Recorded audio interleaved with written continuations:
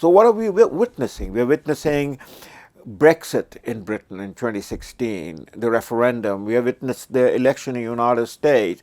We're seeing what is happening in the southern border of the United States with the question of building the wall, the migration taking place from Central and South America. We're watching in France the Yellow West uprising. We're seeing the elections of government in Italy, in Hungary, in Germany, an upheaval that has led Angela Merkel, the Chancellor, to give up her leadership of the party, and quite possibly she will be stepping down. So when you put all of this together and try to explain it in one large framework, that one large framework is that the Europeans, the North Americans, including in Canada, we are now seeing a Yellow West movement taking place in Alberta.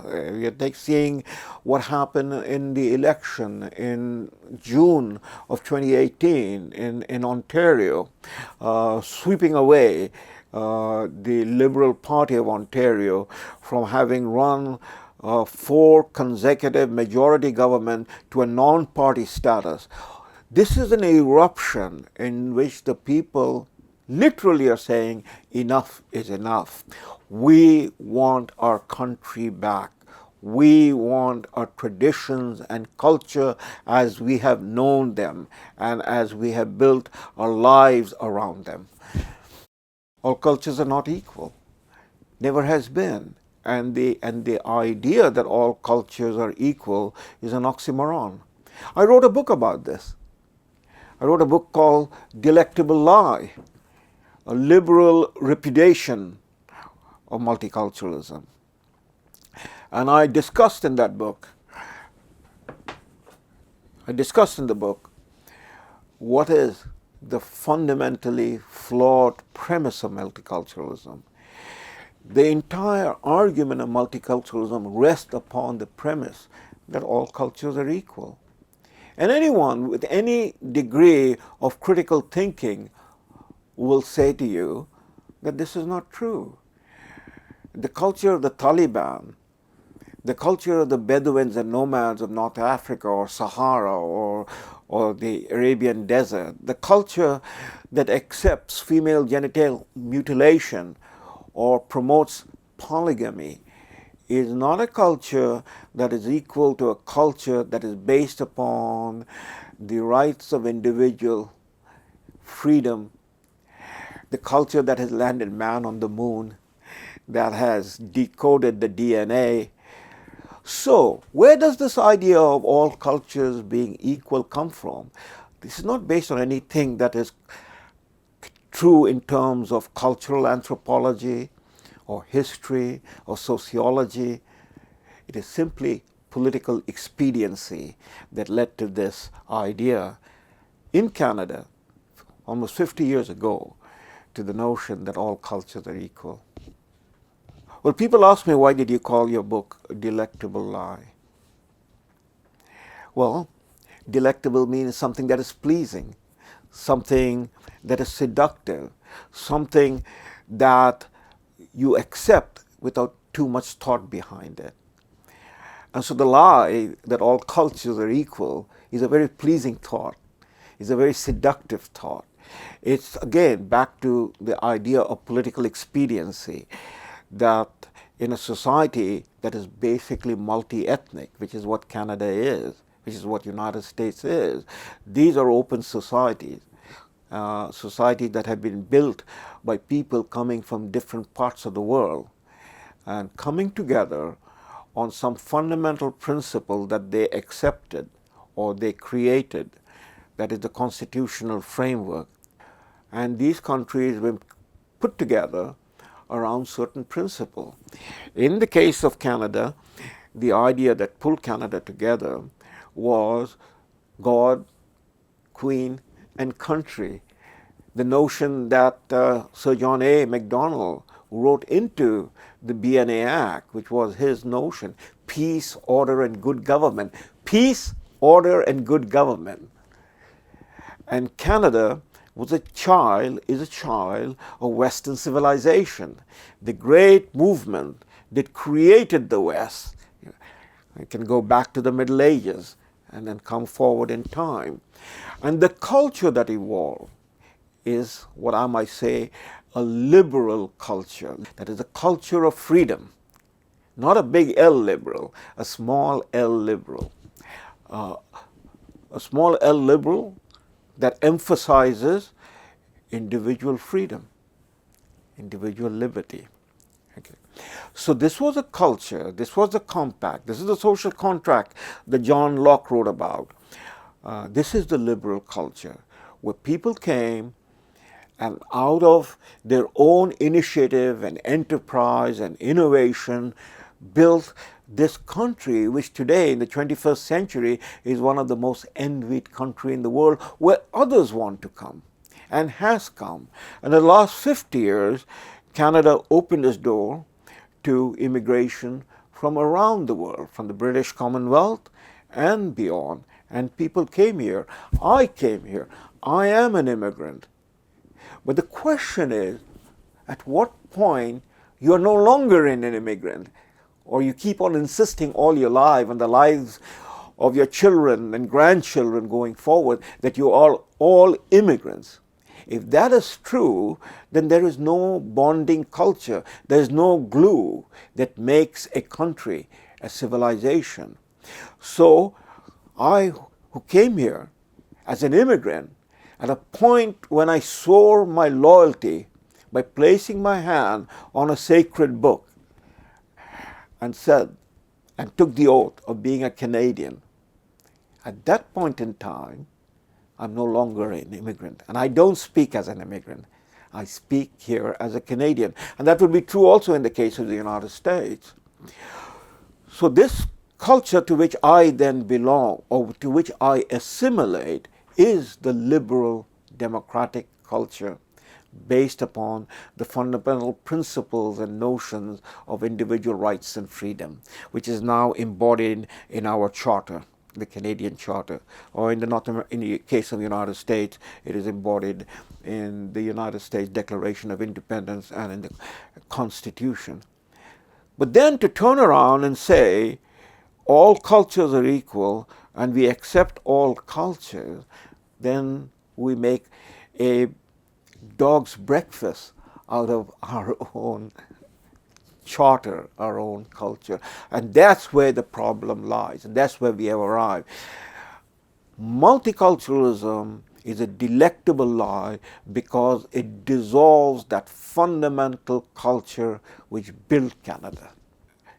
The Canadian political elite decided that Canada will be different than the United States in terms of how we present ourselves as a country in contrast to the United States. In the United States, the idea is e pluribus unum, from many one. United States is a melting pot. Well, we want it to be different. Well, there was in some sense a difference embodied in the BNA Act of 1867, that Canada has been founded by two nations, the English and the French. And so Canada was in that sense going to be a compact of the two founding cultures of Europe, the English and the French. Moving forward, the BNB Commission that wrote up the idea that Canada's official language will be both English and French, that is bilingualism, and biculturalism, that is English and French. However, Canada also had Europeans who settled in Canada, in British North America and then Canada, over time, that were neither English nor French in terms of their ethnicity. They came from different parts of Europe. So we were, in that sense, a multi-ethnic country. However, to talk about Canada as a melting pot would be to take up the same idea as the Americans. So we had to be different. And that's when the whole issue erupted in the discussion that Canada is a mosaic or is a solid bowl. There were books written like the vertical mosaic and so on and so forth. Finally, we settle on the term multiculturalism, a proposal or a proposition made by Pierre Trudeau when he became the Prime Minister after 1968. There was a degree of expediency over here in this history. The expediency was that Pierre Trudeau almost lost his majority government in the 1972 election. And he realized that he has to consolidate the liberal vote. And the way to attract people to vote for the liberals was this instrument of multiculturalism. Now there emerged a whole stream of new Canadians. I'm one of them. I came to Canada in the early 1970s. And the expediency was to attract these new Canadians to vote for the Liberal Party. And that's where the idea of multiculturalism was sold, that all cultures are equal, all cultures must be respected. There is no demand made upon people arriving from different parts of the world to assimilate into that Canadian identity, which is bicultural and bilingualism. The only insistence was that the immigrants must be duly functional in one of the two official languages. Well, lo and behold, what happened was it was a successful story from a political point of view. It was a successful story because the Liberals came to monopolize federal government. The new Canadians automatically, almost reflexively, voted for the Liberal Party and have continued to vote for the Liberal Party. One effect of that, we see the growing ethnic silos across our major cities. In Toronto, same thing around Vancouver, same thing around Montreal. These ethnic communities are, in a sense, ethnic silos where people of similar ethnic background congregate, where they engage in ways and lifestyle that is remarkably, in some sense, different from the lifestyle of those who built Canada, who constructed Canada, and who gave Canada its identity. So I think that has happened, this fragmentation has taken place, but to bind it together, the political movement has made allowances for identity politics, and that has sharpened over time. Identity politics has meant that, we are far more emphatic about our hyphenated identities. We are Indo-Canadians and Sikh Canadians and Chinese Canadians and Italian Canadians and so on and so forth. And the emphasis is on the hyphenated characteristic of Canada. Now, all of that could have been managed, but then the external pressures that came about, and I'm fast forwarding our discussion, in the world after 9/11, particularly with the rise in the Western societies of immigrant population from the Arab Muslim countries and their culture, the culture that they brought into Canada, into United States, into European countries like Great Britain, grew in time in numbers to the extent that people of those cultural backgrounds have begun to demand that the host country adapt to their cultural demand rather than the other way around. And that is a tension that I see building up over time. It is already building up. We can see there is more division, there is more tension. Indeed, there's violence. We have seen that in France. We have seen that in England. It's only a matter of time whether we're going to see similar things happen in Canada. We have witnessed terrorist activities in this country, domestic terrorist activities. We have seen abuse in terms of gender and gender relationship, honor killings. There are enough evidence that there is a rise in the practice of polygamy and other cultural practices that have been imported into Canada, which does not reflect, in that sense, traditional Canadian values. There's also, increasingly over this period of time, in the political discussion, the emergence of political correctness. And I would define political correctness as a way to censor any discussion that becomes critical of multiculturalism. So any critical discussion of multiculturalism, which inevitably leads to the discussion of the cultural practices of new immigrants that runs counter to the traditional values, Canadian politics and Canadian tradition, is then seen as, in a way,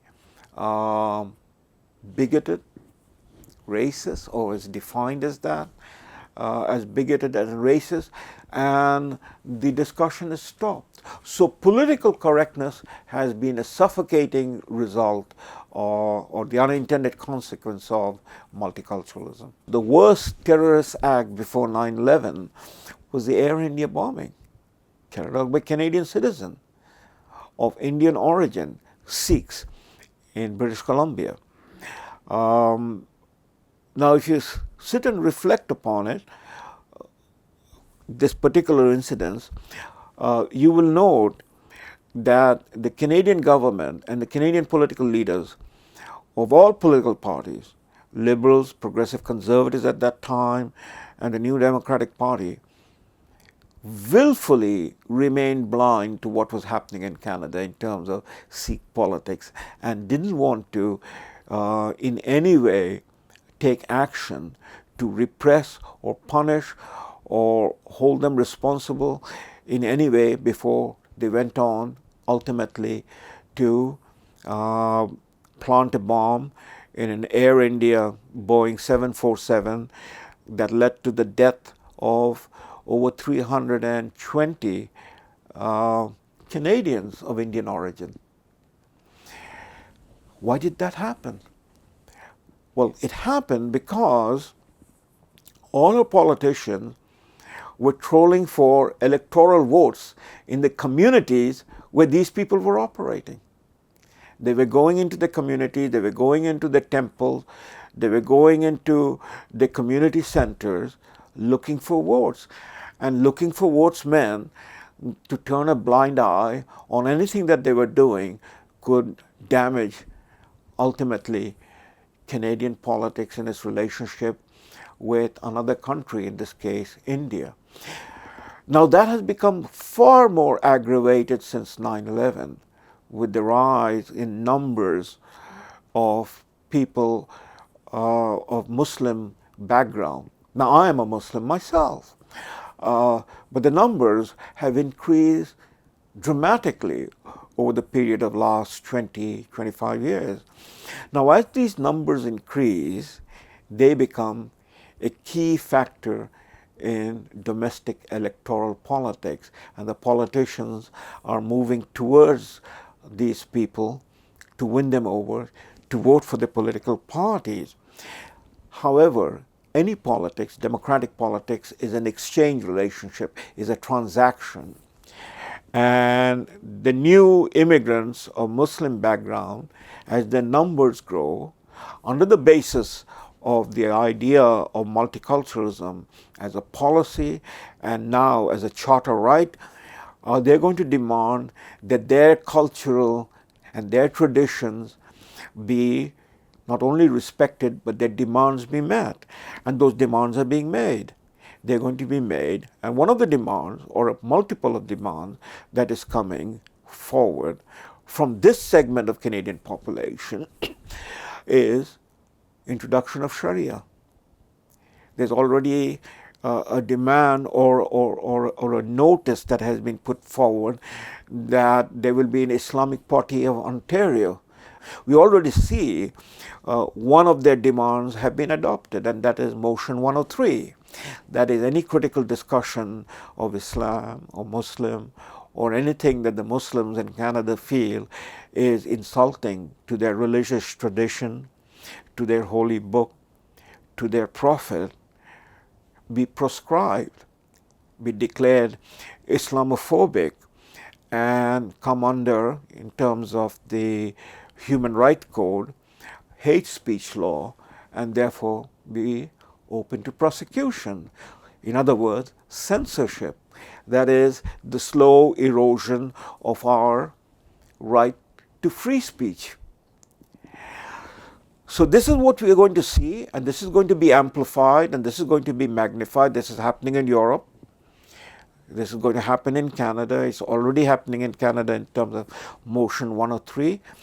And the downside of it is that the values that we as a country cherish and care about is going to be more or less compromised.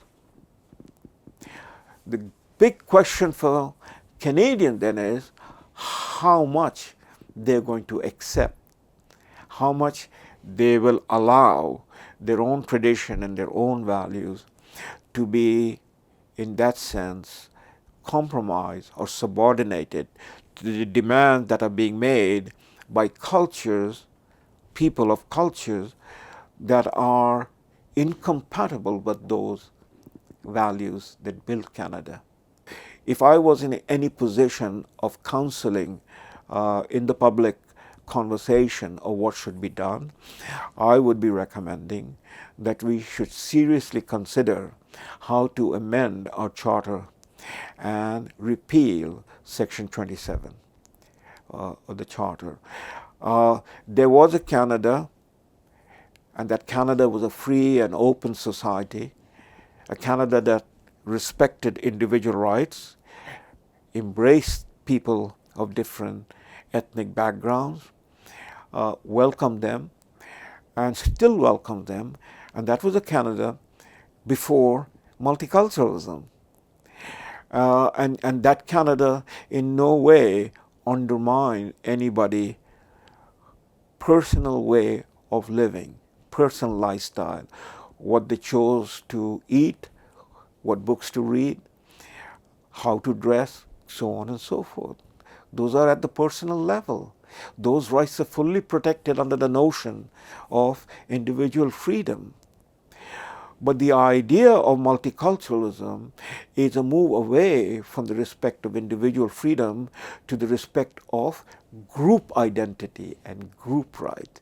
It is back to some sort of collective right, collective identity. And here I might want to quote